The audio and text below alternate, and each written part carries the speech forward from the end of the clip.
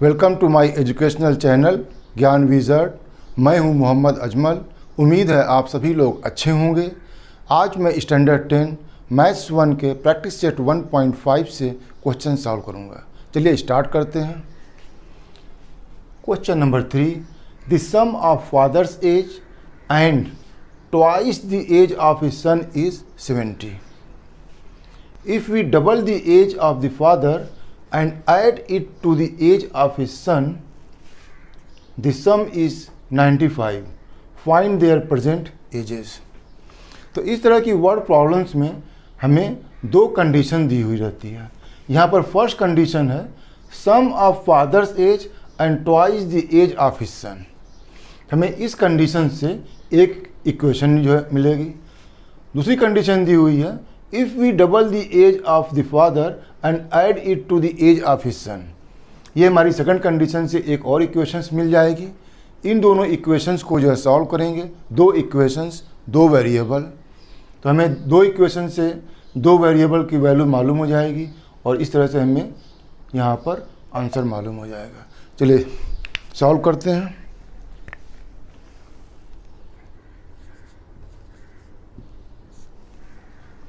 करा find there present ages.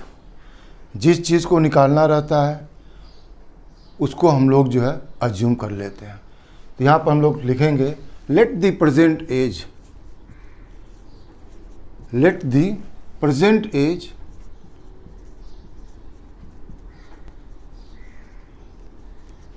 Of the father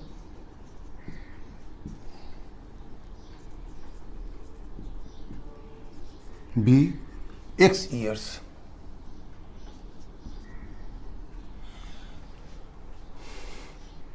fathers की age को मैंने x ईयर्स मान लिया। Therefore the present age of the son, therefore ने and the present age of the son be y years. यहाँ पर father की एज को x में अज्यूम कर लिया है और सन की एज को जो है y ईयर्स अज्यूम कर लिया है। चलिए फर्स्ट कंडीशन देखते हैं। From first condition, from first condition the father's as and sum of the father's age and twice the age of his। यहाँ पर हम लोग कह रहा सम, तो पहले हम लोग यहाँ पर सम लगा देते हैं। सम किसका सम?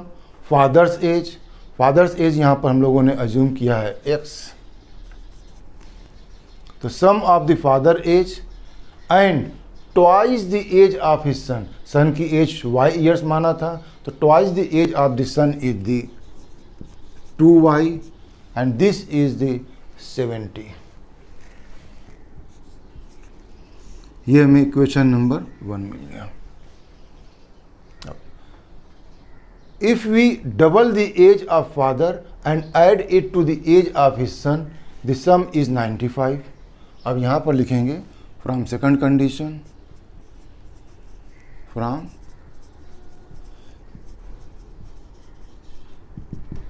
second condition if we double the age of father। Father की एज को हम लोगों ने x माना था, तो उसको जो है डबल कर देते हैं, 2x हो जाएगी। एंड ऐड कर दिया it to the age of his son. Son की एज y ईयर्स है, y this is equal to the 95। ये हमारी सेकंड। तो यहाँ पर दो इक्वेशंस आ गई और दो वेरिएबल्स x और y है, उसको हम लोग जो है इजीली सॉल्व कर सकते हैं। अगर हमें y को एलिमिनेट करना हो तो इस इक्वेशंस को जो है 2 से मल्टीप्लाई कर देंगे, 2y हो जाएगा। अगर x को एलिमिनेट करना हो तो हम लोग जो x को मल्टीप्लाई करेंगे, यहाँ पर जो है 2x आ जाएगा, तो 2x x एलिमिनेट हो जाएगा। इक्वेशन 1 को मल्टीप्लाई करते हैं। Multiplying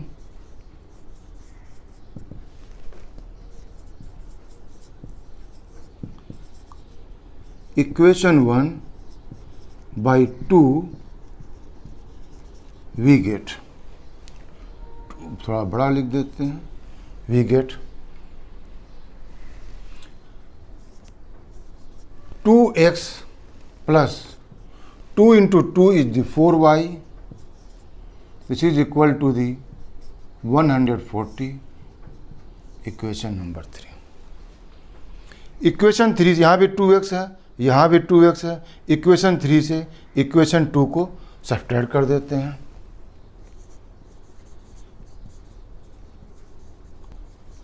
subtracting equation 2 from 3,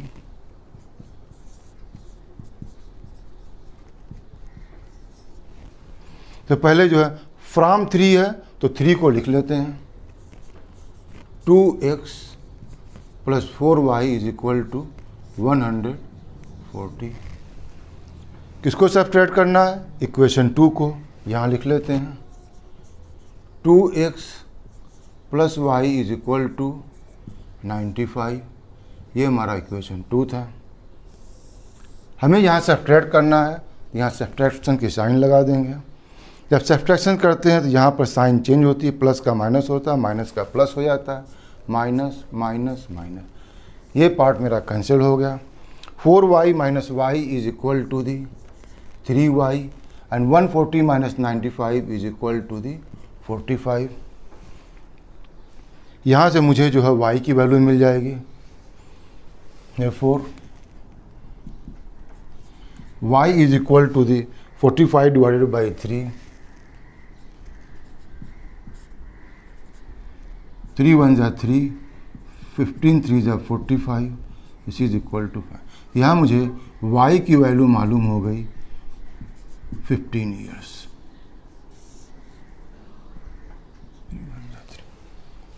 y is equal to 15। अब इन इक्वेशंस में से किसी एक इक्वेशन में y की वैल्यू मैं सब्स्टिट्यूट कर दूं तो मुझे x की वैल्यू मालूम हो जाएगी। चलिए इक्वेशन 1 में सब्स्टिट्यूट कर देते हैं। सब्स्टिट्यूटिंग यहाँ पर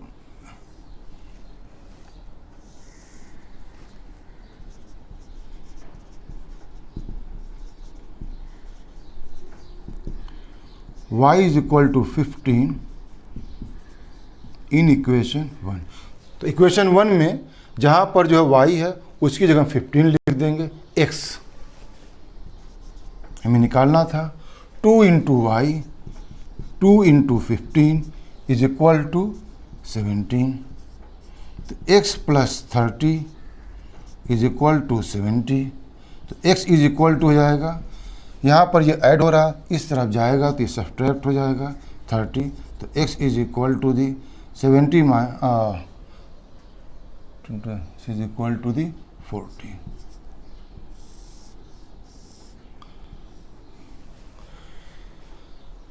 x is equal to 40, y is equal to 15। अब इन दो हमें x थी फादर की एज, तो फादर की एज 40 ईयर्स है। सन की एज जो है y हम लोगों ने माना था 15 ईयर्स। अब देखते हैं कि ये जो है इस कंडीशंस को सेटिस्फाई करता है कि नहीं करता है। मैं हमेशा ये रिकमेंड करूँगा कि आंसर लिखने से पहले ये चेक कर लें कि जो मेरा यहाँ पर आंसर आया है, x और y की जो वैल्यूज़ आई है वो दिए हुए इक्वेशंस को सेटिस्फाई कर रही है कि नहीं कर रही। The sum of the father's age, father's age को हम लोगों ने 40 माना था। Sum of the father age 40 plus twice the age of the son means 2 into the 15, this is equal to the 40 plus the 30 is equal to the 70। First condition satisfy हो गई। If we double the age of the father means 2x, 2 into the 40 and add it to the age of the son. Age of the son is the 15, 42 is 80 plus 15, this is equal to the, तो ये condition भी satisfy और ये condition भी satisfy हो गई। इसका मतलब कि हमें जो x और y की वैल्यू है वो हमारी सही है। अब यहाँ पर हम लोग आंसर लिखेंगे। Therefore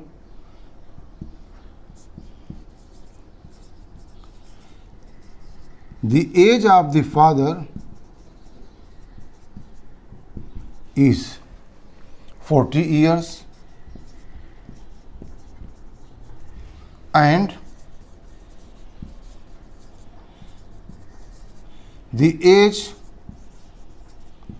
of the son is 15 years।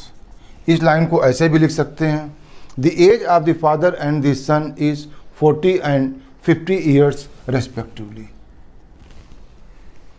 तो इस तरह से ये हमारा सॉल्यूशन था क्वेश्चन नंबर 3 का।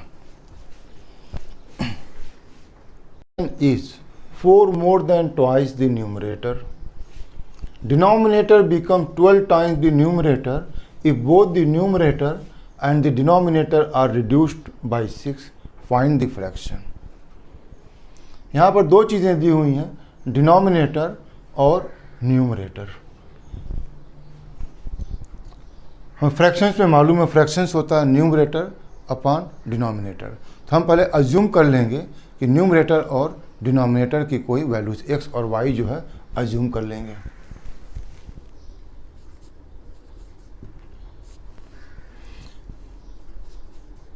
Let the numerator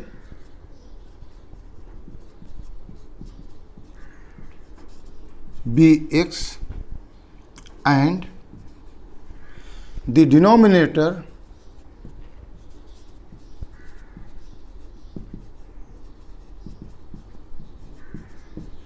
be y।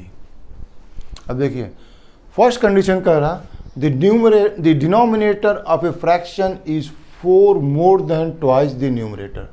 तो इस फर्स्ट कंडीशन से हमें एक इक्वेशन मालूम पड़ेगी। From the first condition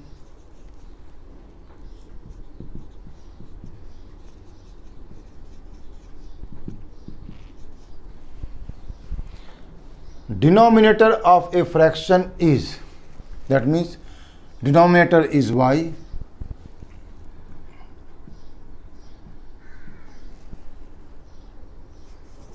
so y is equal to the 4 more than, 4 more है, ज़्यादा है तो ऐड कर देंगे।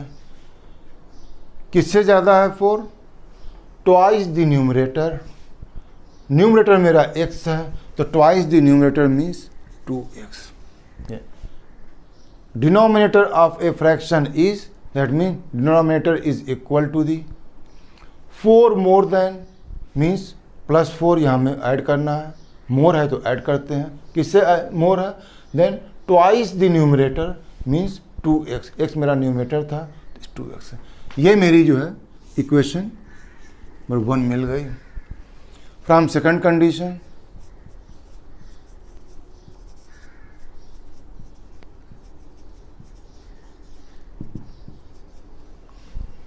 The denominator becomes 12 times the numerator. Denominator को हम लोग लेफ्ट साइड में लिखेंगे। 12 times means 12 multiplied by numerator. किफ यहाँ पर जो है कंडीशन दी है, if both the numerator and the denominator are reduced by 6। Means ये जो मेरा x दिया हुआ था ये मेरा x माइनस 6 हो जाएगा और जो मेरा डिनोमिनेटर ओरिजिनल दिया हुआ था वो मेरा जो है y हो जाएगा। तो डिनोमिनेटर बिकम्स 12, डिनोमिनेटर जो y है तो y माइनस 6, तो जो मेरा न्यू डिनोमिनेटर आएगा जो कि 6 रिड्यूस करने के बाद, तो ओरिजिनल y था 6 रिड्यूस होगा तो y माइनस 6 बनेगा। किसके बराबर होगा? 12 times the new numerator. 12 times new numerator क्या होगा? मल्टीप्लाइड बाय दी, मैंने x माना था तो x में 6 माइनस कर देंगे। यहाँ पर मैं ब्रैकेट इसलिए लगाता हूँ, बहुत बार क्या होता है कि यहाँ पर ब्रैकेट न लगाने पर स्टूडेंट्स जो है यहाँ पर मिस्टेक कर देते हैं, 12x लिखते हैं और 6 को मल्टीप्लाई करना जो है छोड़ देते हैं। तो मैं ये रिकमेंड करूँगा कि जब भी जो है दो टर्म्स को जो आए और उसको मल्टीप्लाई करना हो तो पहले यहाँ पर दोनों टर्म्स के बाहर ब्रैकेट लगा दीजिए, जिससे कि हमें मालूम पड़े दोनों को मल्टीप्लाई करना है। 12x minus the 12 into the 6 is equal to the 72। ये मेरा हो गया y माइनस 6। हमें जो है इसको हम लोग एक साइड में जो है रख लेते हैं। y is equal to the 12x minus 72 plus 6 और y will be equal to the 12x minus 72 plus 76 is the minus 66। ये मेरा इक्वेशन नंबर 2 आ जाएगा। देखिए, या तो हम लोग यहाँ पर जो है, यहाँ भी y की वैल्यू है और यहाँ भी y की वैल्यू है, तो हम क्या करेंगे, y की वैल्यू को इस इक्वेशंस में सब्स्टिट्यूट कर देंगे। हम लिखेंगे substituting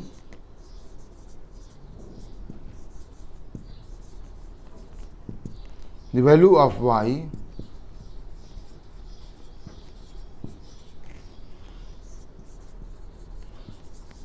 from equation 1 in equation 2। ठीक है, y की वैल्यू कितनी है यहाँ पर 2x plus 4,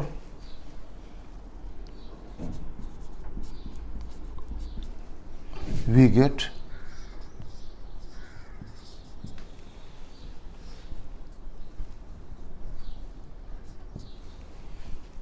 to X plus 4, तो इस y की जगह मैंने 2x प्लस 4 लिखा। यहाँ पर जो है 12x माइनस 66। यहाँ पर यह भी कर सकते हैं कि यहाँ पर 12x माइनस वाई और 66 को यहाँ पर जो है ट्रांसपोज कर दें, तो स्टैंडर्ड फॉर्म में लिख दें, वो भी सही है। यहाँ पर भी गलत नहीं है क्योंकि ये मेरी जो है कंडीशंस आ गई यहाँ पर जो है, और यहाँ पर मैं y की वैल्यू जो है सब्स्टिट्यूट कर सकता हूँ। x को हम लोग जो है निकालना है, तो उसको हम लोग लेफ़्ट साइड में ट्रांसपोज कर लेते हैं। माइनस 66, y जो राइट साइड में आ जाएगा minus 4, minus 66 minus Y this is equal to the minus 70, 2x minus 12x this is the minus 10x। यहाँ पर जो है निगेटिव सही साइन कट जाएगी, x is equal to the 70 upon the 10, 0 0 cancel हो गया, this is equal to the, now my x is equal to the 7। Equation 1 में x की वैल्यू पुट कर देंगे, y जो है मिल जाएगा। तो y is equal to, from equation 1 यहाँ पर लिख देते हैं, from equation 1 y is equal to the, या ऐसे भी लिख सकते हैं substituting the value of x in equation 1, ये बेटर होगा। Substituting the value of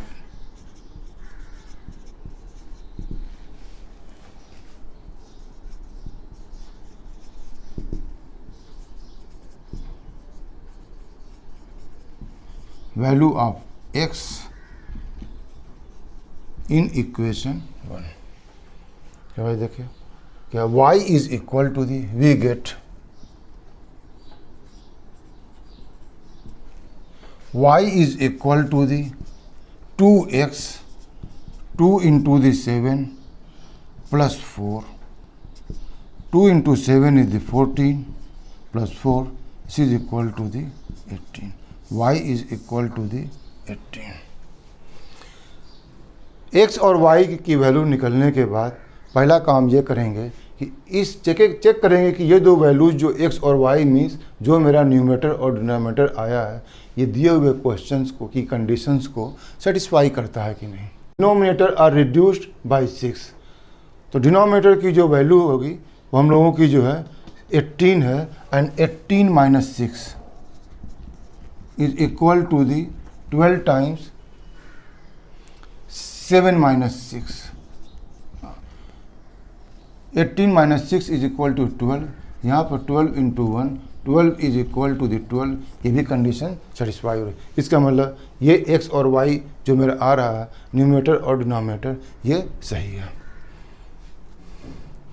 find the fraction,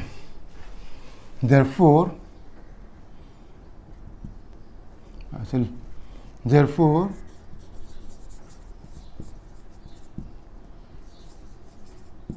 the required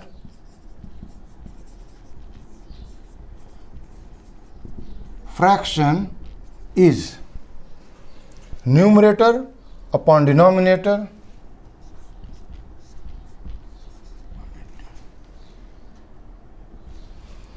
ये मेरा आंसर होगा। ये लास्ट लाइन लिखना बहुत ज़रूरी है क्योंकि यही हमारा जो है क्वेश्चन था, find the fraction, therefore the required fraction is 7/18।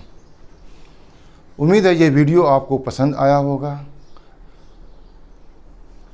मेरे चैनल को लाइक कीजिए, अपने फ्रेंड्स के साथ शेयर कीजिए और इस चैनल